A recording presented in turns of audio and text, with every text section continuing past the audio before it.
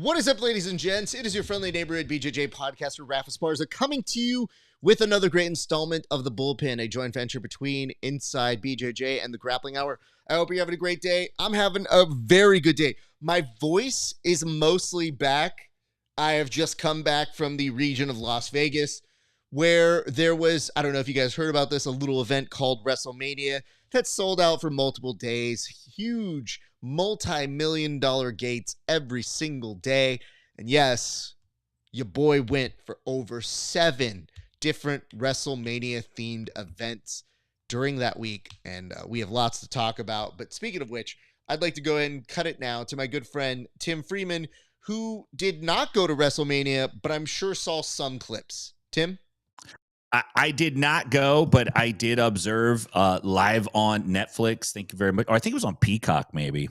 I think they did put it on Peacock. I don't remember. It's Peacock. But it was Peacock, yeah. But I did, yeah. Netflix has Raw. Sorry, Triple H. Don't put the rock on me. Yeah, it was a great event. I was looking for you. I'm like, man, where is the Mexican dude getting ready to slang the beer? I didn't see you though, man. I didn't see you, and I was a little disappointed, but I'm glad you got to go. There, you know, the error of your ways, I hear it right away, was you trying to find one crowd full of lots of Mexicans. That's where you went wrong. Is there were so many, and like it's hard to explain why WrestleMania is such an appealing thing to so many people. But I can tell you, sure as shit, we made a lot of friends. And we'll get to it because it is on the board. But you did bring up an interesting proposition here. You said you were trying to find me. Did you know that one of the things that they do, an innovation that the WWE does, is that they create this online camera? It's like a drone. And this drone takes 2 shots and shows you, like, you're supposed to tag yourself. And it's an innovation that the WWE does that I don't know many other people do. But of course, I always look for myself because I do love myself. So when I was looking for it, Tim, I have to say on day 2, they took the photo when I was not in my seat because I went to go say hi to a friend of the show, John Calistine. And I was mad because that was the one time I wasn't in my seat. Is when they decided to take that photo. So that was day 1 or 2. The good news is that, yes, you could find me on the day 1 camera. And would you like to know what I look like on that day 1 camera? Absolutely. I'm dying. I can't wait. Well, the reason why I ask is that we were right in the middle of Celebrity Lane. So we had Israel Adesanya passing by us. DC, Daniel Cormier was there, went on no less than 3 popcorn breaks during that entire week. Not even that week. That was within the first hour. And it was amazing because I go, did he really get, I was like, did he really get up for another hot dog? No, it was a popcorn bucket and he was swarmed. And DC's the kind of guy who eats his popcorn like this, where he's just like, this is good. I love this. But he kept getting stormed and mobbed by people.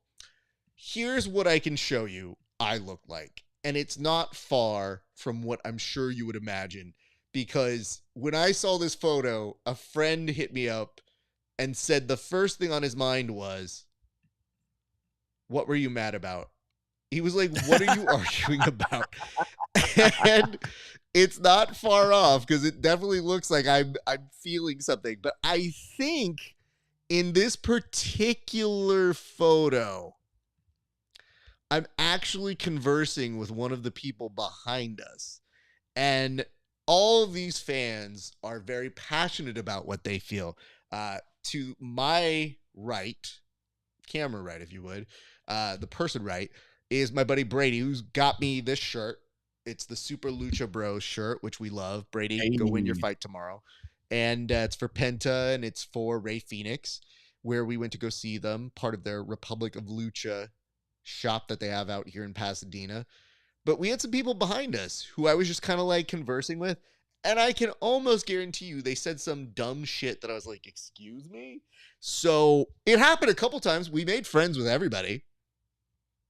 There was a couple actually next to my buddy and the wife beater here, Mike, who did move away from him because his RFK was pretty high that day.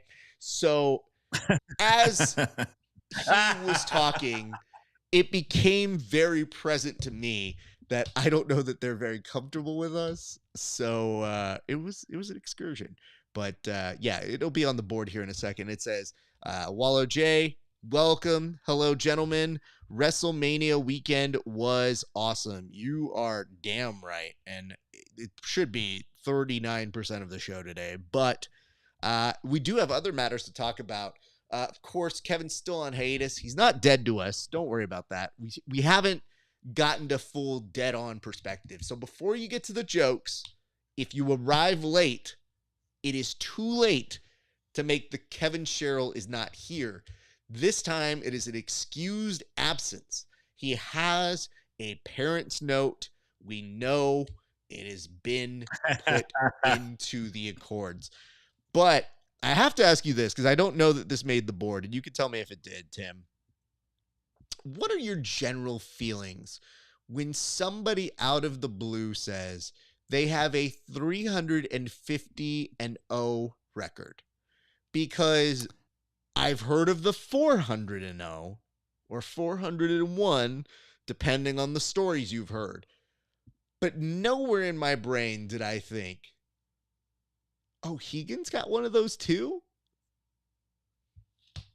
Yeah, it's a undefeated record slinging contest out there, and you better have triple digits or you're not even in the running. Now, a couple things. One is it's possible that Hickson and Hegan were kind of like American League, National League, so they never had to actually fight each other. So they both essentially went undefeated, and it's just one of those what ifs. We'll never know. Okay. Obviously, they've never fought because they're both undefeated. The other tactic, which is more of a Tim Freeman 209 street tactic, is to say, listen, 400-0 is out there. Let's just say that. Nobody's going to bat an eyelash if I come in at 350 because it's not 400. Like, I'll just slide in as the third or fourth guy on the list of undefeated records. Listen, I'm 99-0, Raf. All right. I'm not at triple digits. I'm not a legend like those guys, but I am undefeated, 99 wins, 0 losses. I'm glad you bring this up because my next question was going to be, what interesting facts can we present about this show that are similar in the, oh, surprise, it's 350-0? Because I think the real key to 350-0 is not that we want to quantify if it's true or not. There are plenty of fact checkers out there. And yes, it's a part of our history that people, if you really did the research, you could get some goodies out of this. But I think the prevailing thought is, I'm not going to do that. Dude, this is too much work. So they beat us down by saying, I dare you to fact check it. And the jiu-jitsu community says, no, thank you, sir. I have better things to do. So what are the I have better things to do dubious claims that we can get away with here on this show, Tim Freeman? Oh, that's a great question. I mean, in terms of what could we claim? Well, we can claim, and it is true, that we are the highest paid hosts of a pre-show for That's grappling. Listen, not just on the planet, in history. As far as, and we're not just talking internet history, we're talking paper, stone, right? Spoken word. We're where it's at, dude. We are elite of the elite. Red belt. Lifetime achievement award. Can also say that I'm probably the first person to get kicked out of things in jiu-jitsu. So some people will claim that they were the first, but just know I can verify I was the first for someone to say, sir, we need you to leave. So there is that.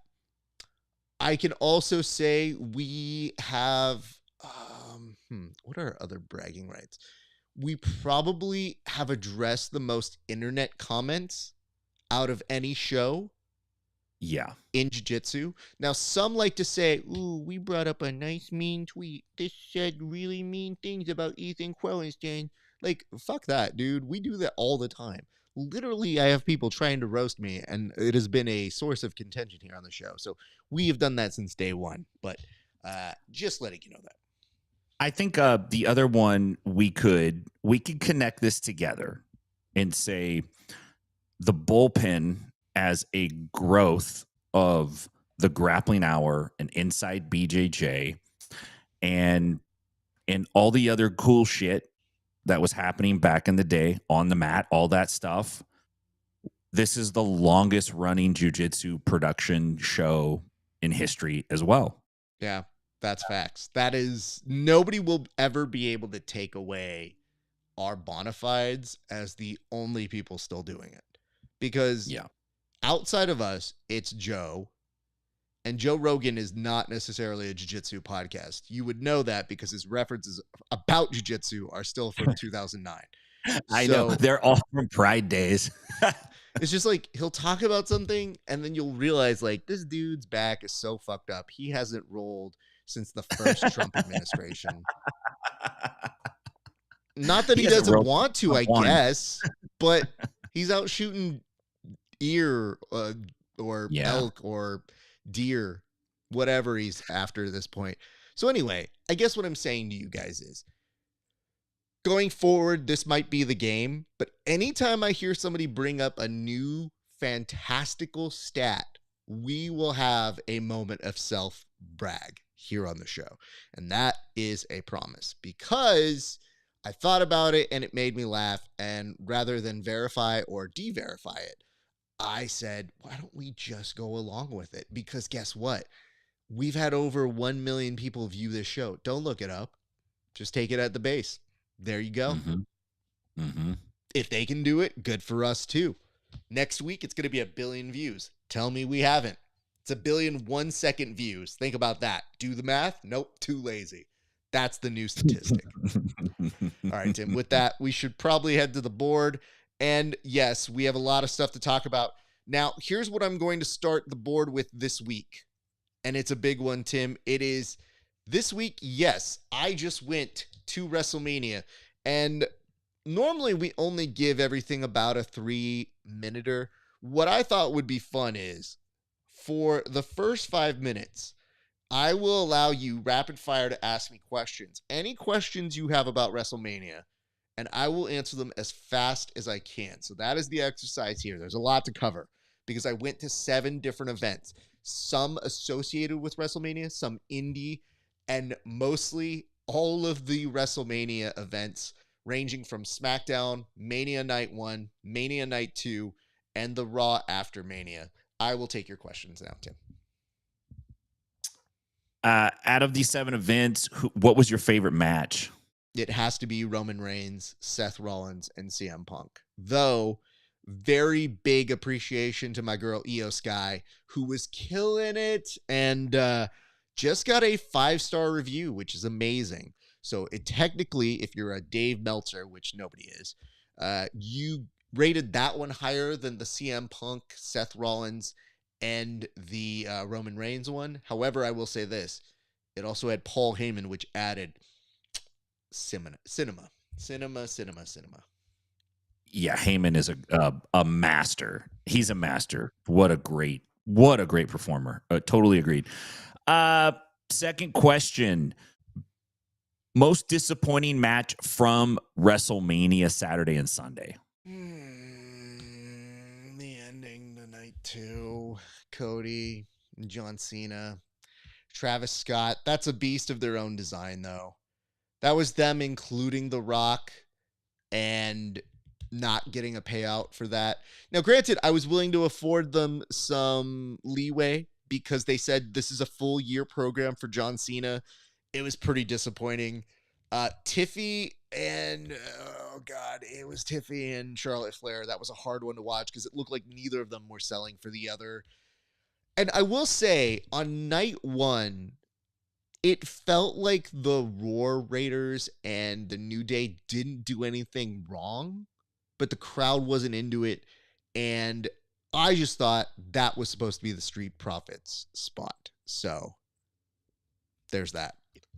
Who had the better entrance? Was it Tiffany Stratton or who was the girl that she fought? We had the Barbie doll entrance, and then was it Charlotte It was Flair that Charlotte came up Flair, in yeah. the rolls? Who had the Yeah. better entrance? Just straight entrance. Which one did you like the best? It's always Tiffy time for me. Charlotte Flair was classic. Yeah, it's Tiffy time. It's Tiffy time. Don't you know that? It's very important to know. Charlotte Flair had a classic one, but I feel like I've seen it before. What was the most expensive food item that you saw at concessions? I'm going to be honest, because my boy Brady, who's fighting tomorrow in Pittsburgh, I wanted to make sure he wasn't eating any of the food, so I went to go meal prep. So the most expensive food, I don't know, but I found a pizza slice that was the size of 2 Costco pizzas for $12.99. Not complaining about that. But I did see somebody at the T-Mobile Arena on Friday that got a raw burger, or I think is it a Mania burger or whatever they call it? A WWE burger is what they called it, I think. And I thought, what a wasted opportunity to call it a meat burger. Like, we always talk about big dudes in wrestling just being called meat. So, Yeah. oh, hey, just to let you guys know, if you're watching on Instagram and we're cutting out, that version might be cutting out, but the one that is airing on YouTube, just YouTube it itself should be just fine. But thank you for letting us know. But yes, that was the most expensive one. You could have George the Animal Steel back there flipping those meat patties. You just cook them for a minute, and then that's it. He just rips off the wad of meat off of the long roll like it's a turnbuckle. I'm dating myself, You but are, the OG, no. Okay, perfect. Most obnoxious fan. I have video of this one too. Okay. Last Friday Night SmackDown, there was a dude. I had 4th row seats. This dude had 1st row seats. And they do a thing, you know, where they do like the kiss cam and all that sort of stuff. So that they theme it at WWE where they say, show us your best Undertaker face. And a lot of kids get on it. It's adorable seeing these kids emulate a wrestler that was not around when they were born. So cool. But it's fun. Everything's there. And then all of a sudden, you see this dude drunk and just doing this to the cameraman for a solid minute. He gets it.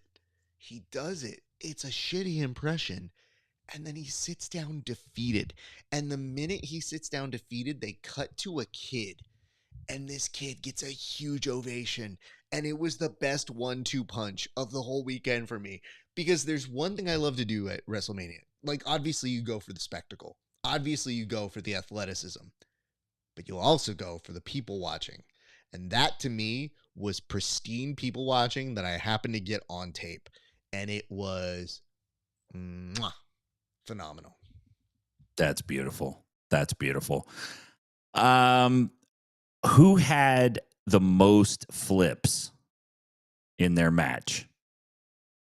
Okay, that's tough because the night before WrestleMania 1, I went to a luchador one. Or it wasn't more of a luchador, but they had a couple luchadors at it. And it was like an indie one on Fremont Street that they produced. I saw a lot of flips there. I mean, honestly, Io Sky has a lot of flips. And hers pay off every single time.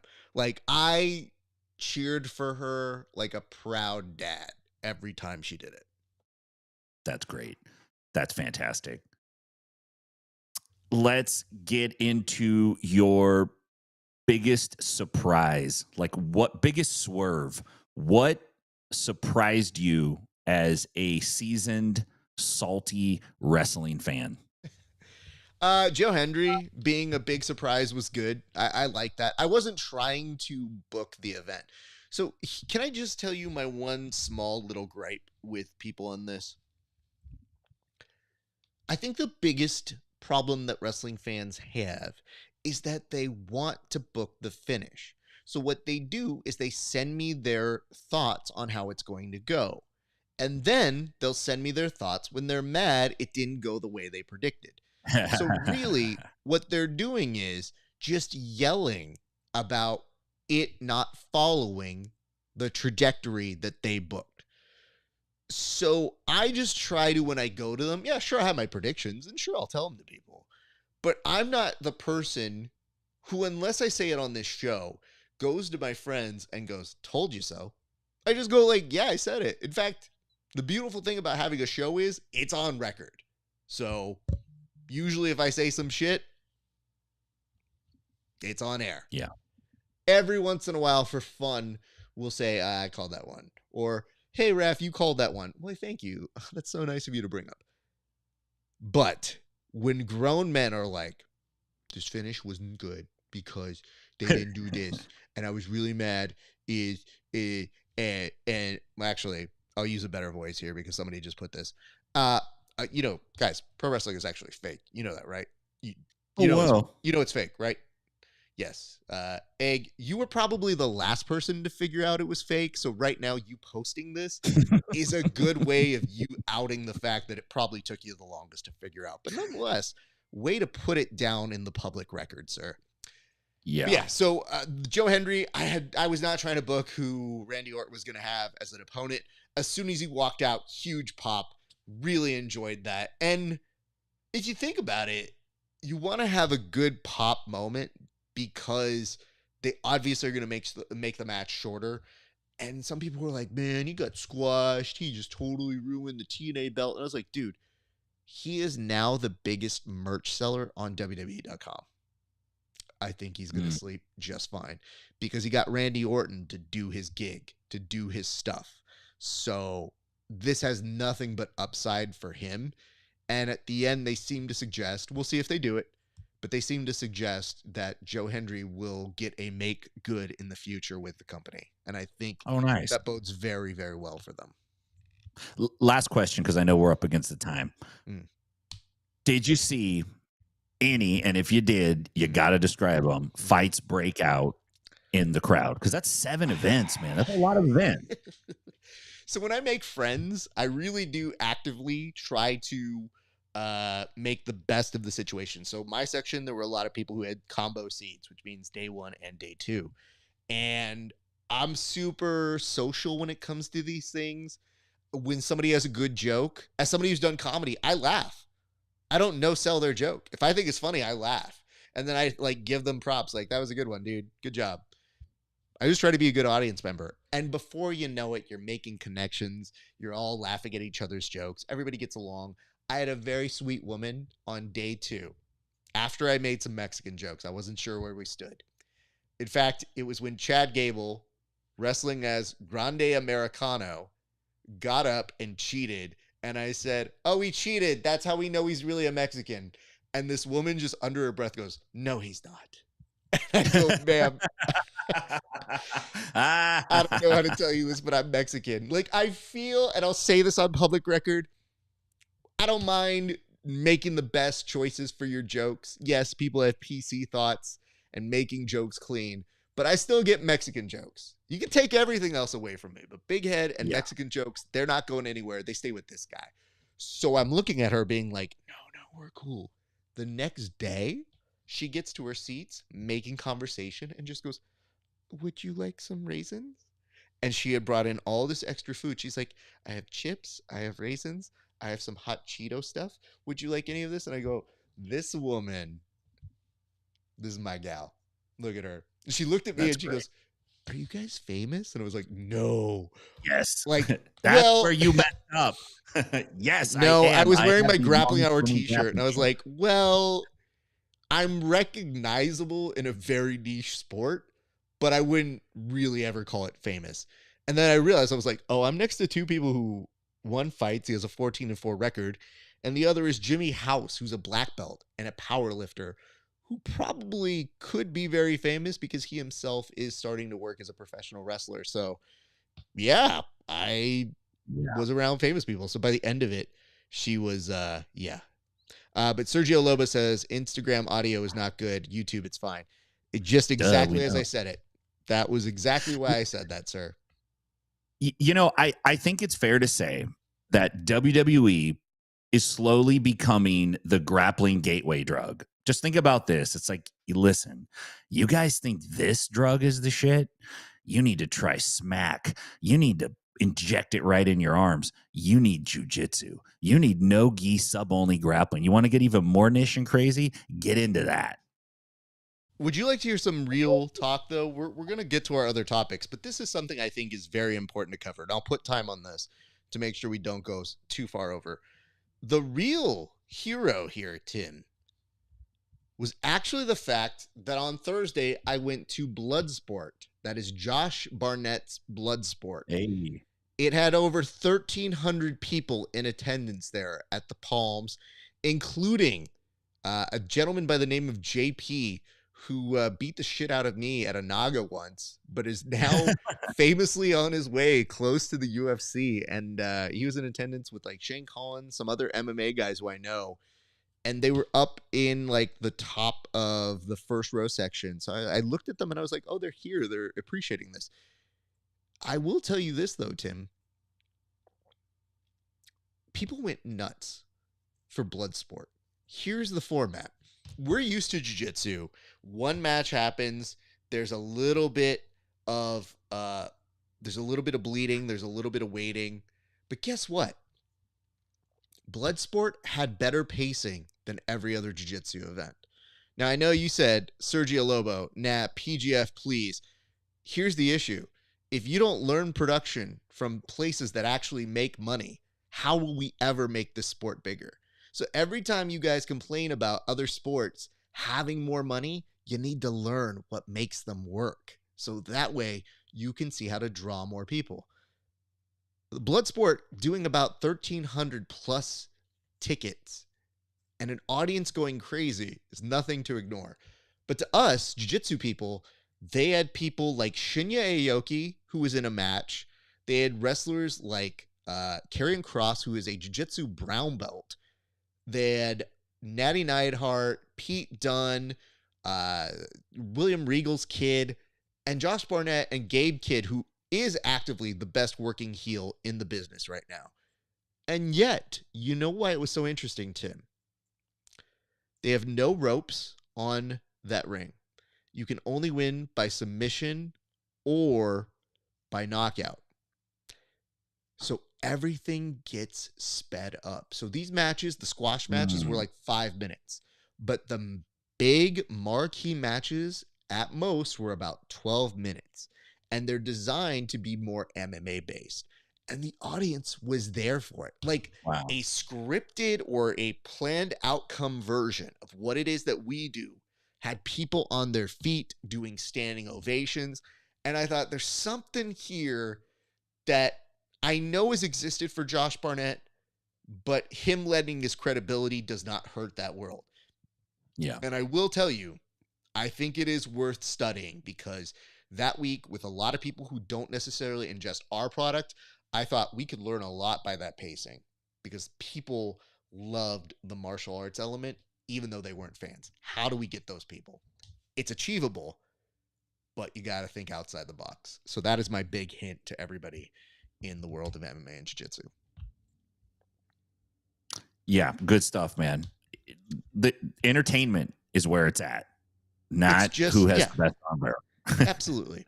But I think it is time to move on to our good friend, Sergio Lobo, who has been dying on the inside to hear what is going to happen at the PGF. So on April 29th, according to my records, that is when the PGF will give its latest updates and information. If you have been watching me online, I have been watching. When I say rewatching, I'm rewatching the events, but I am watching for the first time the PGF documentary Grapplers. And this is kind of our way of telling you that in a few days, some things are going to be presented that will change the way that we knew what the PGF was. I thought right here, right for our people, Tim, we could take some last predictions before they announce what the big things are going to be. Tim, I give you some time. So listen, there's going to be 3 major announcements coming up that you don't want to miss.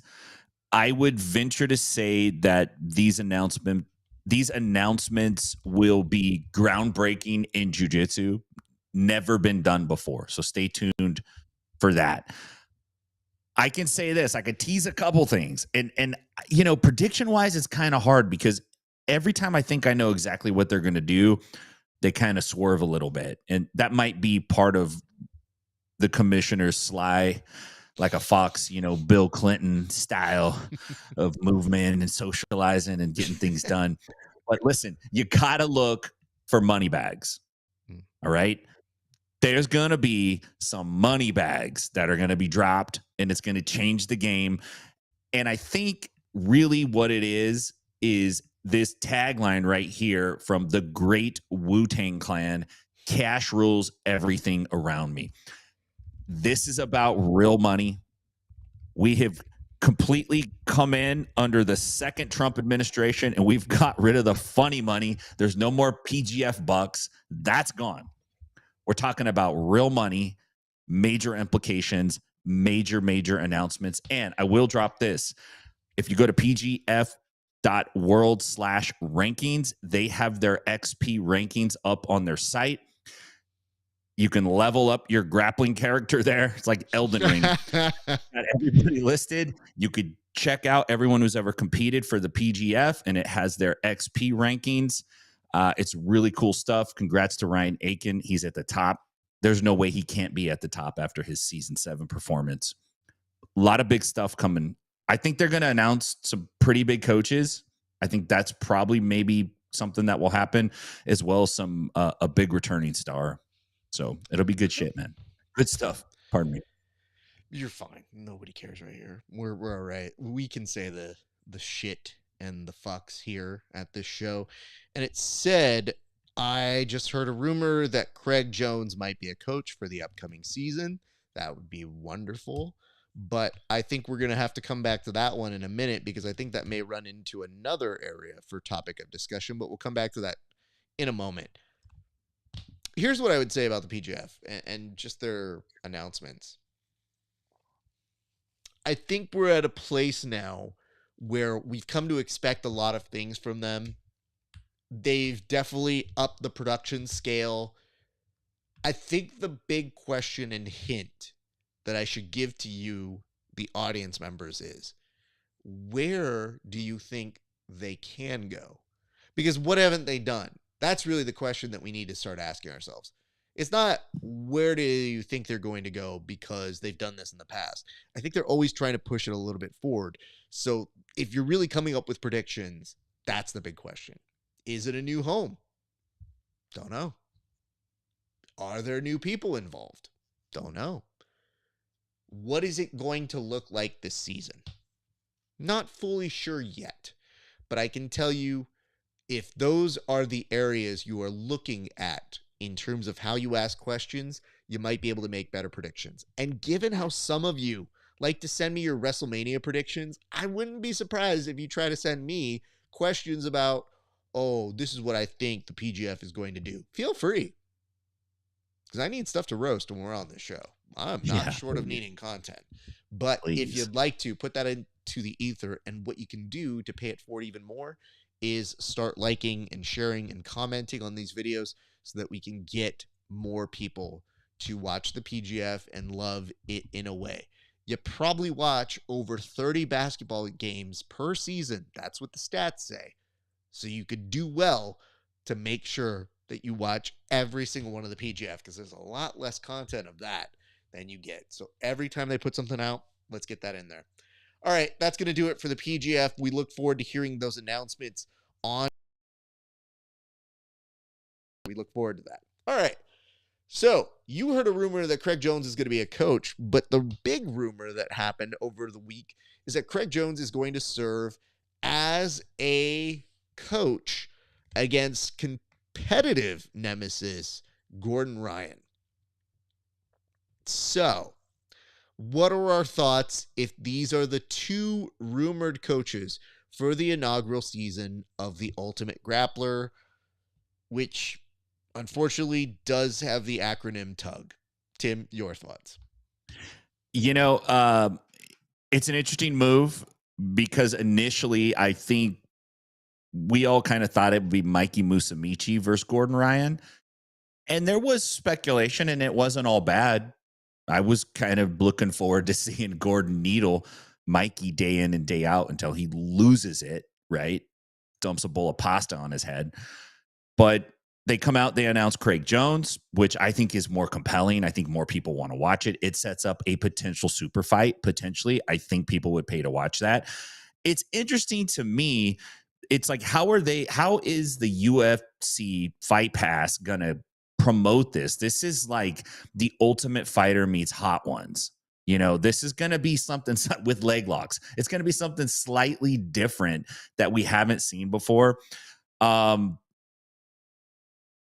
think Gordon Ryan is entering his Hulk Hogan phase when he showed up at WCW as Hulk Hogan and nobody liked him or cared. Oh, sorry. I thought you were about to talk about the racist phase when we found out he had like a sex tape. So I was like, I don't think the public is ready for that one, but go on. No, he's already gone through the sex tape and the racism stuff. That's out. That's there. Hogan comes out expecting to be beloved, and it's not quite the same. Everybody wants to see the NWO and the new kids in town. I feel like Craig has that energy, and it's possible for Craig to potentially dethrone Gordon as Fight Pass's guy. They might look at this whole situation after the fact and go, we should have went for Craig. It'll be interesting to see how it plays out. I do know that both these guys like money. They're not stupid, and they probably would work together if they could make some serious bread. And I would probably do the same thing. So I don't hate it. I'm intrigued. I want to see it. I won't be surprised if it's a disaster and not that great. That wouldn't shock me either. But I think there's going to be some entertainment value in it, maybe for the wrong reasons.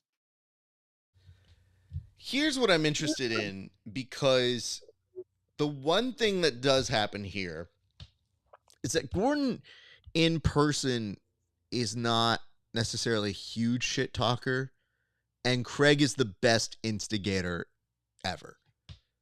Right. So Gordon excels usually when he has time to write a post, have AI write it in his douchebag form. I'm not sure how he does it. Have John Danaher write it under his secret alias Cyrano. alias. I just wonder what the presentation looks like when they have story producers or people who suggest things for reality or heighten reality working on it, because I feel like that's the advantage they have to give back to Gordon. Gordon can always just go, well, I've beaten you at these 12 different things, but the streets don't even care about that. The streets have been so entertained by every one of the Bugs Bunny jokes that Craig Jones has hit. If you're Gordon and you appear on this show, you're actually more at risk because you don't have the ability to do that. Watch him, though, take out of context clips and then recontextualize them as he puts them up as posts, where he will get his usual cheerleaders to say, yeah, we suck your dick, so we like this one too. But I feel like that is the only real way that gets evened out. Because to me, that is going to be exactly what you would expect. Gordon is going to say he beat Craig. How come he can't win? Craig won't even be fazed by it. We'll say something that gets under his skin. The only thing that I'm confused about is, given the jokes that Craig has done about Gordon, I don't know that those can make air. If we're talking about the thing that we all talk about, that we all seem to take as fact, I don't think the UFC, which by design, if you look all the way at the top of the funnel, is a Disney product, is going to be okay with those allegations. You can ask Shannon Sharp if you feel like they're above water on those accusations. Nonetheless, just saying, those are my initial thoughts. So we'll see. But as compelling television, it might be interesting. We'll see. It might have also explained the reason why Craig was kind of talking with Danaher. Like, that might have been part of the truce that they were trying to figure out. But I have a feeling that was more for CGI too. So we'll see exactly what those things are in the near future. But we'll go ahead and move on to our next topic here, which is that of Lost. So it does look like it was made an announcement by Craig on a Reddit post earlier this week that CJI lost all of its day one streaming revenue. Yikes. And that was the day it had the most views. So as a result of that, it did lead some headlines to kind of say, well, man, that must suck. Even though they did donate, and this is factual, they did donate to Tap Cancer Out. I guess it begs the question, what did we learn from this, Tim? Because losing all of day one streaming revenue, and that's the best that we have in the business? Yikes.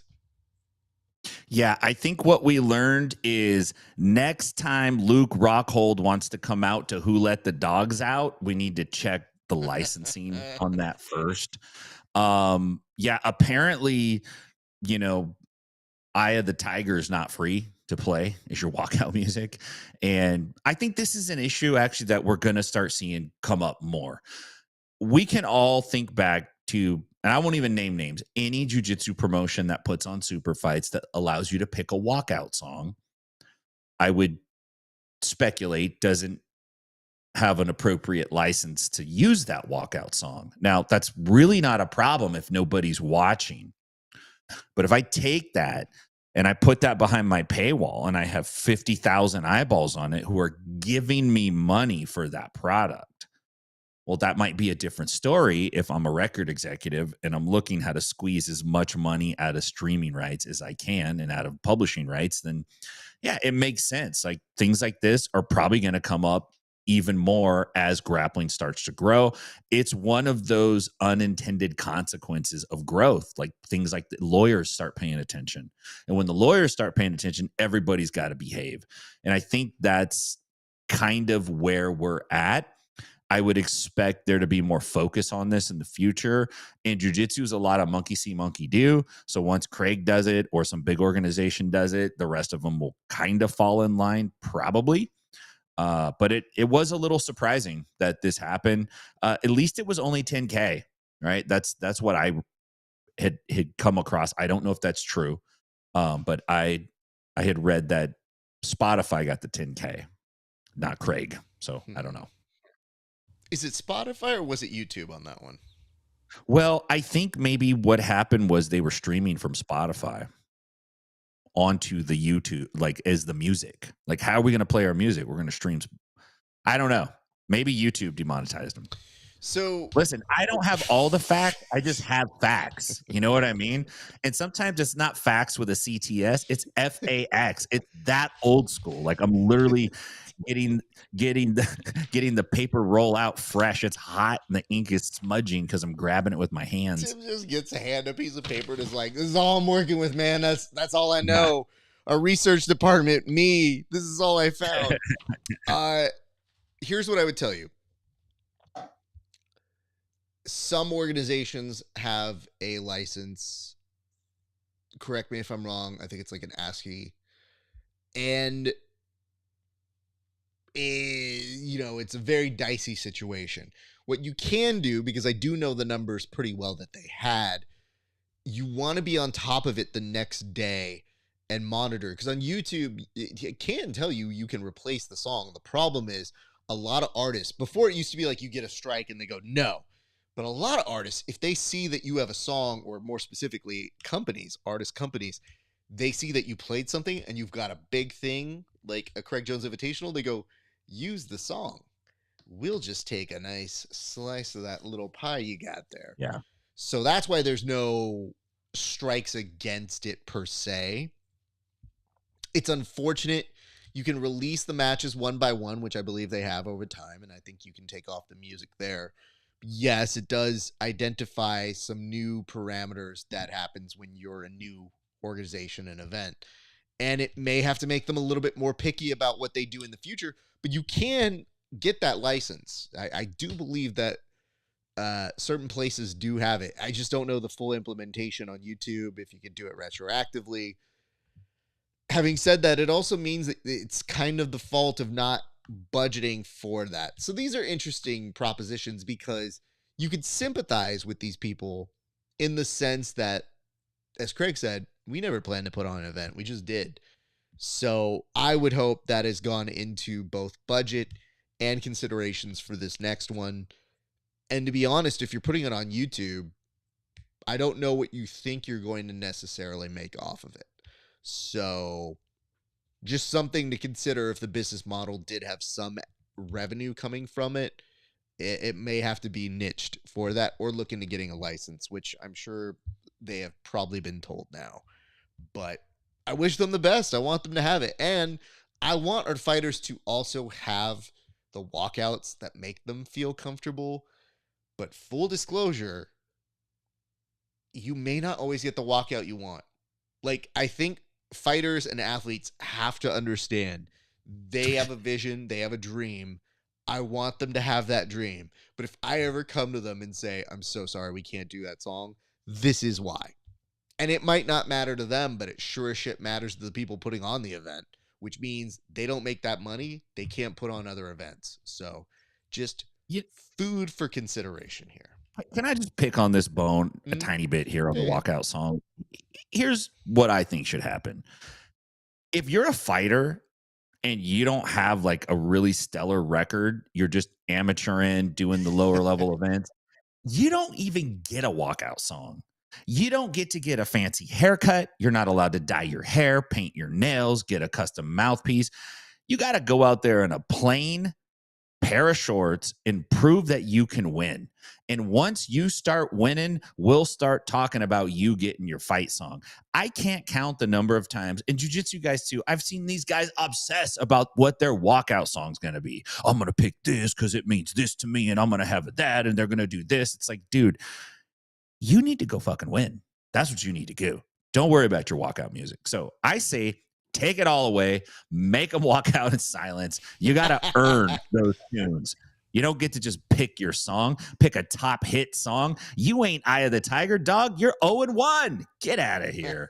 Nonsense. That was full on dad mode from Tim Freeman. That was 100% a walkout songs are not a right, they're a privilege, Tim Freeman. Having to earn your walkout song. Like, maybe we need to give our athletes punch cards. It's like, I know you want that Pokemon theme song, but that's not happening, fam. You've only got 2 punch cards here.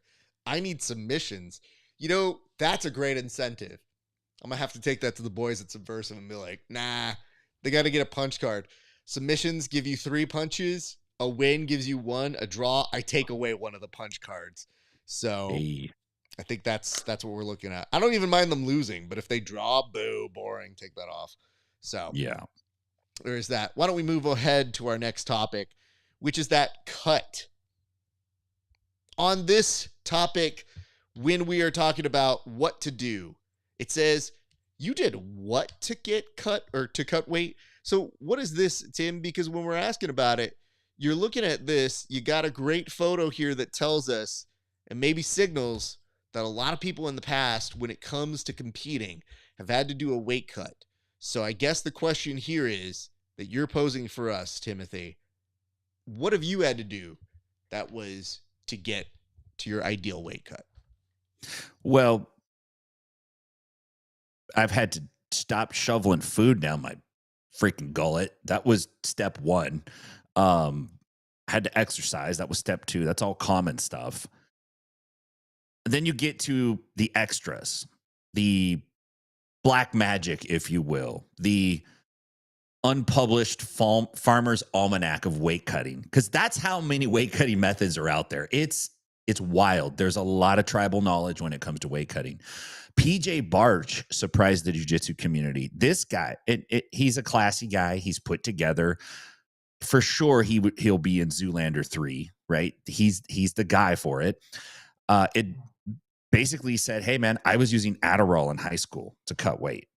And, you know, I can only imagine a starving PJ Barch on Adderall who can't stop talking because he doesn't talk that much already. That's actually a pretty funny version of PJ. But I started thinking, what are the unconventional things, right? What have you done? And I'll tell you the thing that has worked for me, and this is controversial. Not everyone agrees with it, but you start smoking cigarettes during the camp And that last kind of little nudge you'll get that appetite suppressant and you could get that extra 2 pounds off. That's my tip. That's the pro tip. Not too great for your lungs, but it's only 6 weeks and then you go right back to it. Pharmaceuticals can be dangerous. We know that. Look, we know that cigarettes are dangerous, but we know what the dangers are. So that's my recommendation, Raph. Okay. We should probably add here we are not really versed in the means of cutting weight. I for sure am not. I have not had to cut weight at all. I'm not a doctor. Right? None of us are doctors. I'm just making sure doctor. that we know people know that. Tim, you're a black belt. People go to you for advice. And you're out here being like, my advice, kid, get a 2-pack and just let it fucking do the work for you for that little edge. What are we doing? I guess the thing I would say to you is, as somebody who doesn't cut weight, I just don't believe it for jiu-jitsu. Maybe in the future, who knows? But I like eating. I like doing what I do. I just tell people, try to do it as early as possible on getting on board.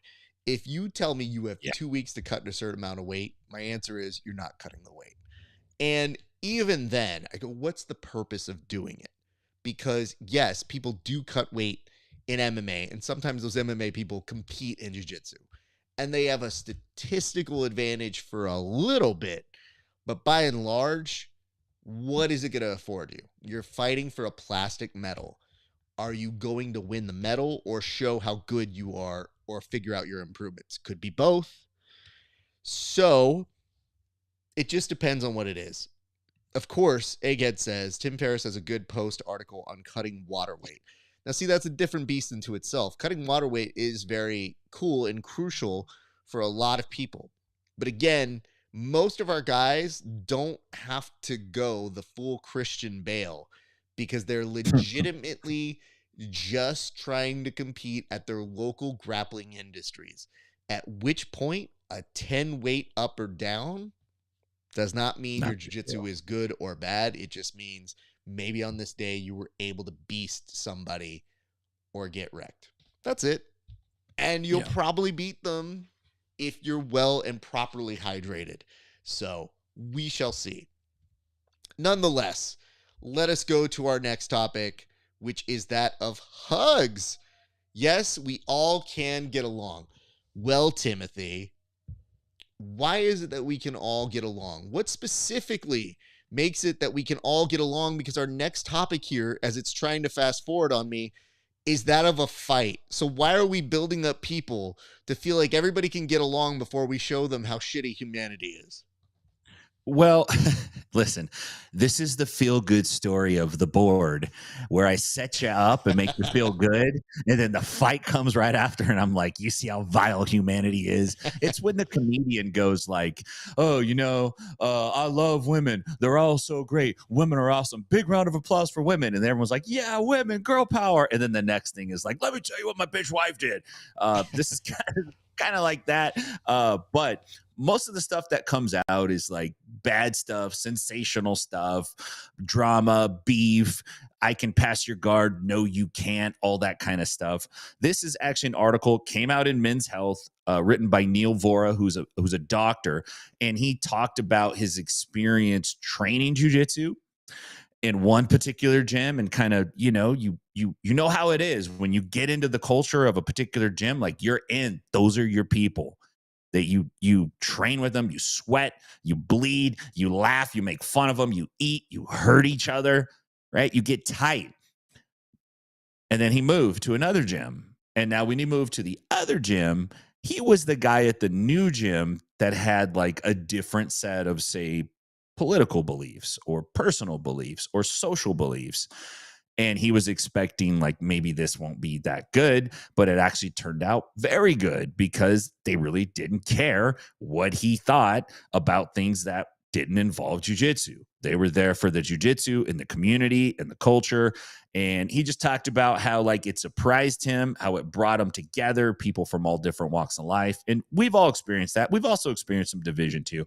But I thought, man, what a cool thing to have something good about jiu-jitsu come out, and I'd say like a decent publication. Men's Health's been around for a while, but to have a good, well-written article about a personal experience that really values and uplifts jiu-jitsu, I feel like that deserved to get on the board today. For all the other nonsense and innuendos and double entendres and triple entendres that I make, this is just a feel-good story. Thank you for that, Tim. I do want to say, when it comes to saying the world can get together, I mean, it's usually pretty true. You do find yourself with a lot of different people on the mat, so I think it is reflective of it. I always am surprised when somebody else stumbles upon that realization. We're lifers. We know it to be true, but it is fun to see it from somebody who still has life in their eyes, because you could see them going, oh, we're not so different after all. There's just me on the sidelines, cutting weight, smoking a cigarette, and going, you new here, kid? You're going to hate that guy in about a week. Don't read his posts. Don't read his social media. You're going to be fine. By the way, kid, this kid actually has a good Kimura, so he's going to fuck you up too. You're going to hate children by the end of this. So I like to just tell people all the time, I'm like, when you come to a gym, it is the rarest opportunity you don't have to be a douchebag. Outside, you're usually encouraged by people, whether it's a social media comment that you basically make fun of somebody and a lot of people get behind it. Sometimes you do something kind of crazy. Somebody films and they're like, you're awesome. You're mean to this person. Like, there's a lot of incentives for being a douchebag. But here, on the mats, for the most part, you're going to find most people get along. And if you don't align with what people align with, you can go elsewhere. Just find your crew, find your culture, but don't be surprised if there are going to be some people that you find extremely compelling that you would normally not socialize with outside of it. And just be open to it. There's plenty of people I talk to who I go, I don't go to them for these opinions, but I definitely appreciate them as friends. Yeah. Let us move on, Tim, now that we have brought the world together and buy the world a collective Coke. But for right now, you've got a fight for us. What is it that we need to know about this week's fight of the week, sir? This is some, I would say this is, it looks like maybe Jersey Shore in Puerto Rico or something like that. Like, I don't know. Maybe this was the aftermath of the New Wave breakup. But there's some couples fighting. It's a tag team matchup, intergender tag team matchup. There is a drink. There's an attempt to not spill said drink. This guy had no skill. Only sports fans can get in a fight and hold a drink. A regular dude on the street, you could tell if he watches sports or not based on how he fights, because a sports fan can nurse that alcohol and take a shot and give a shot and not spill a drop. A casual, the drink's the first thing to go. It's got great stuff. Nobody knows how to throw a punch, but it's wildly fantastic to watch. Well, you've got me excited about it, Tim. Let's go ahead and pull up this fight. And if you would be so kind, sir, I would love it if you could please walk us through what it is that we are expecting to see in this particular fight. One second here. Yes. 3, 2, 1, go. Okay, so I got a couple ladies squaring off. The girl in the shorts was trying to siphon gas from the lady in the skirt. She chucked a drink at her, and now the gentleman come up, and now see guy with the shirt, he looks kind of stood there like a giraffe for a second. He's managing distance well. He's trying to nurse the beer. And he's like, fuck it. I already spilled it. And then he just starts swinging. He kept the cup in his hand, which is interesting because that's a souvenir cup. And now the girls are going at it. And you have a classic hair pull, which was a real nice move, and a stomp. And now the bystanders come in. These are like the refs and the dudes in the back at a wrestling match who they send in there to break it up. And there's a car brawl. It does involve, and pretty soon somebody goes to turtle position and he gets whacked hard, and then the girl follows up. And now the actual Puerto Ricans are coming up to find out what's going on. They're like, you're fucking up our tourism dollars here. Cooler heads prevail. The couples get separated. I think this is a candidate for a rematch. I Yeah. don't think it was quite resolved, but it was pretty fantastic. Thank you for this. I'm going to go ahead and replay it here. I'll walk you through some of my thoughts, but the initial thing I want to point out before I press this button that makes it happen again is notice that it starts off with the zoom. So you're already getting a real life David Fincher directing this one. Like, this is top quality camera work because somebody knows enough to know, oh no, we got to get closer in on the action. Yeah. You can't just be back away. You got to be in the action. Watch this in 3, 2, immediate zoom. Look at that. All right. This is where the trouble starts.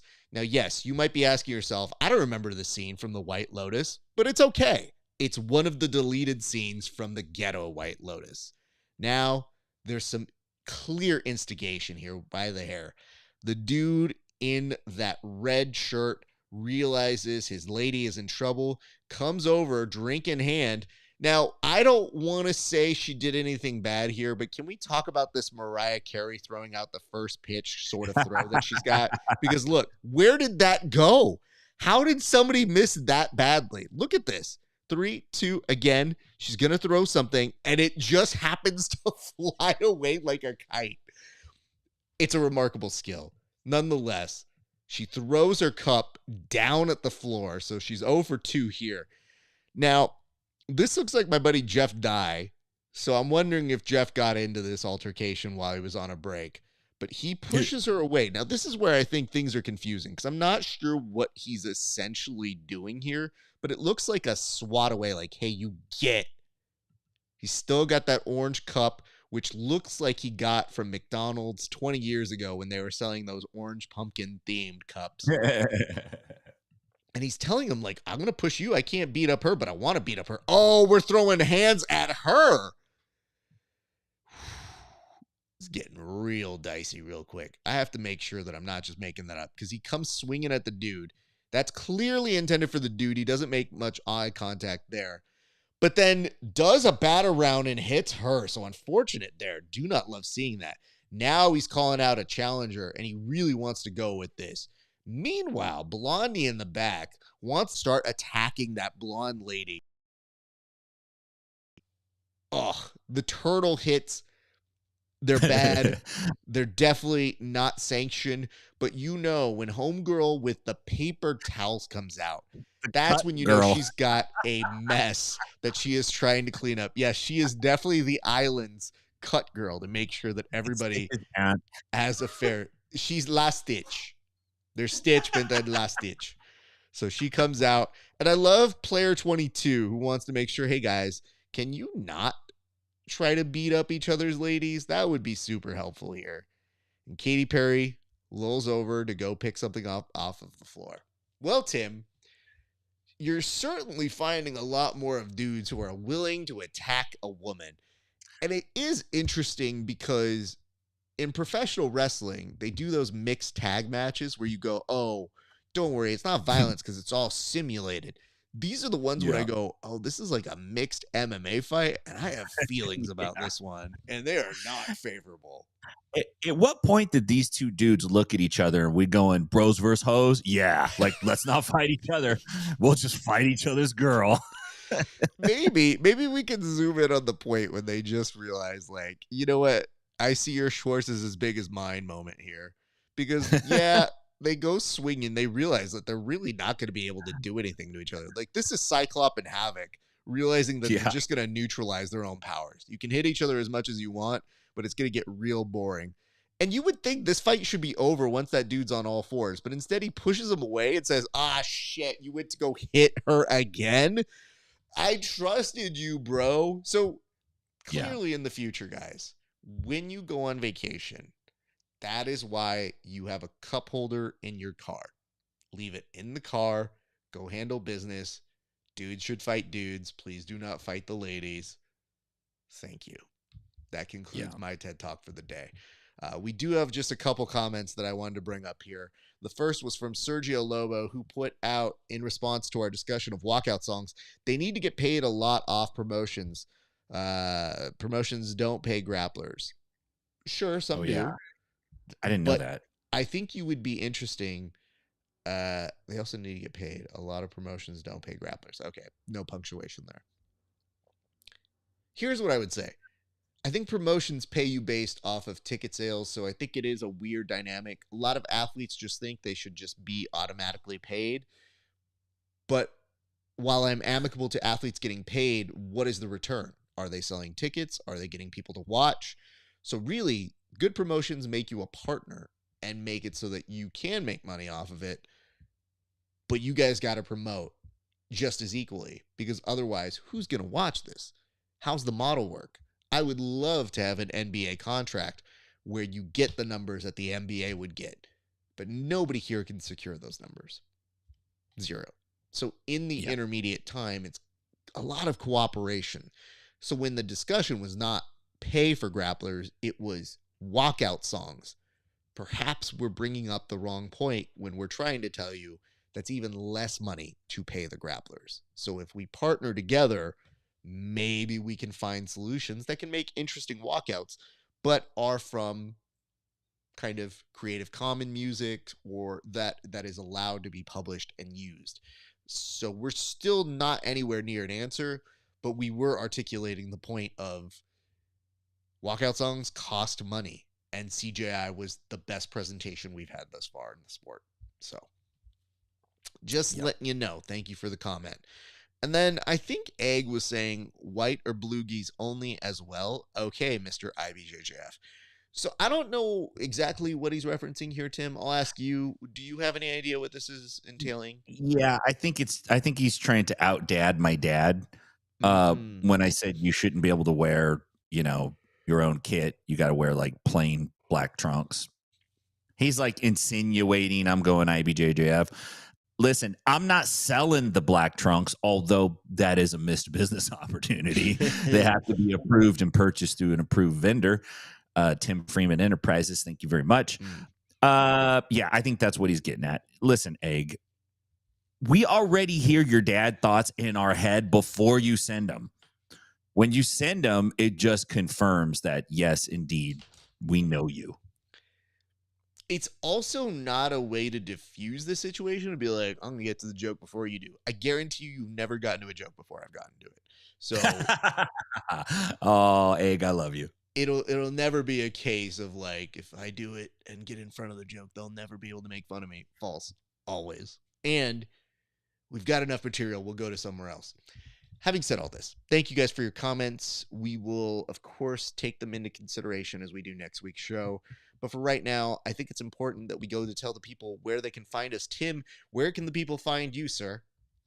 The people can find me at Inside BJJ on all your social media platforms. Go to 10th Planet Nashville. If you're out in Nashville, come and see me. If you're traveling, you're going to Broadway, you're out here for work, you're out here to do some country music listening, some whiskey tasting, maybe some Russian cowboy dancing. I don't know.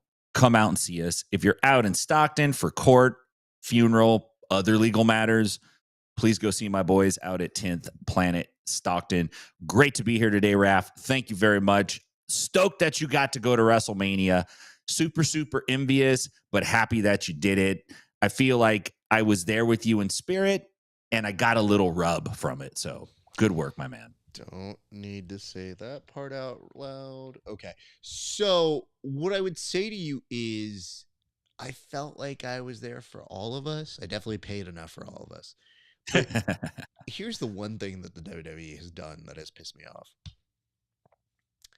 They have said, hey, Raf, you went to the first Raw on Netflix. That was fun. Did you also go to AEW Revolution because it was in Los Angeles? Of course you did, because you go to all things LA. Well, you know what we're going to do? We're going to have WrestleMania in Vegas, your second home. Great. No problem. Whole bunch of events. Enjoying myself. I wave goodbye. Maybe I'll see you at a Raw or a SmackDown when you come back to LA. It's been fun, you guys. What's that? Money in the Bank is in LA? Okay. When is it? Oh, the week of Subversive. Oh, okay. Cool. Much better. And you're coming to San Diego to Petco Park for Survivor Series? Cool. You know what? Just have my paycheck. Fine. So here I was thinking, like, I will never emotionally or financially recover from this. And then immediately thereafter, they're like, that's so cool. Here's a pre-sale code. I go, fuck you guys. So I will likely be going to those events too, and I will be happy to represent and wave the flag for us. So, Tim, I thank you for your time here today, sir. You are, I'm stuck. of course. I'm I stuck, did see you Raph. stuck. I was realizing, why is he judging me so hard for the end of the I'm show stuff? stuck. Wake No, me up. no, legitimate. Like, I'm looking at you right now, and I'm thinking to myself, like, Tim, you have to stop judging me so harshly. Like, I'm Yeah, trying to get through to you, sir. And this isn't helping things. You not that's moving, or you're gross. no selling all of my comments here. I am. I'm sorry about that, bud. I guess I could really just continue doing this bit for as long as I want to, but I do want to close the show. Anyway, Tim, thank you for that. Appreciate you, Thanks, sir. brother. And Yes. let's go ahead and close this bitch up. Thank you guys for watching. This has been another installment of The Bullpen. We appreciate you guys. We will be back again next week with new information about the PGF. Make sure to keep an eye on that. That is going to be April 29th, where they make some big announcements. I assume you'll hear some names, some information as to where it will or will not be, as well as some other big announcements. So make time for those announcements, again, happening on April 29th. Some other information, if you like the show, hit us in the likes, the comments, and the subscribes. All those things help us here at this program. They make a big difference. You can like, comment, and subscribe if you're watching on Inside BJJ. Go join Tim on his Patreon at patreon.com/InsideBJJ. You can find me at Grappling Hour on Patreon. You can also find me on Instagram, Twitch, Twitter, Facebook, all of the major ones, YouTube. Go like, comment, and subscribe at all those channels. You can see some exclusive content. I put up a post about WrestleMania on my Patreon, and I also put up a fight that I think was so dope it merited you guys getting to see it. So it's, I think, my best work on the mic in recent times. We're scheduling some interviews with some of our favorite fans, so get ready for that, and we may have a new show element coming in very shortly. So keep your eyes and ears out for that. But for right now, folks, that is going to, it says, are you advertising for Kevin's position? Egg, I already made mention as to Kevin jokes. There was an embargo on them. You have to see the top of the show to recognize what the embargo is. But yeah, that's going to be it for all of us this week. Thank you so much for everybody for tuning in. We appreciate you guys. We will see you back here next week. Same-ish time, same-ish presentation. But until then, thank you again for your watching. We appreciate you guys. It has been a great day for grappling. We'll see you.